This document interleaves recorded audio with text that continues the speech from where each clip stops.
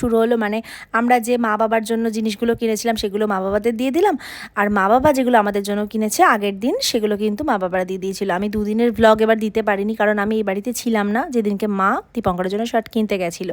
আমাকেও একটা শাড়ি দিয়েছিল। আর দেখো, সব থেকে মেন পার্ট হচ্ছে খাওয়া দাওয়া। মা এত কিছুর মধ্যেও, এত প্রবলেমের মধ্যেও, এত শরীর খারাপ নিয়েও এত কিছু রান্না করেছে, এতগুলো পদ রান্না করেছে। আর এই কী রান্না করেছে আর এই দিনকের পুরো ভিডিও, পুরো লং ভ্লগটা কিন্তু তোমরা আমার চ্যানেলে পেয়ে যাবে। তাই তাড়াতাড়ি করে আমার চ্যানেলটা সাবস্ক্রাইব করে রাখো ফুল ভিডিওটা দেখার জন্য। আর আমার চ্যানেলে গিয়ে অবশ্যই ফুল ভিডিওটা দেখে কমেন্টে জানিও তোমাদের এই দিনের ভ্লগটা কেমন লাগলো।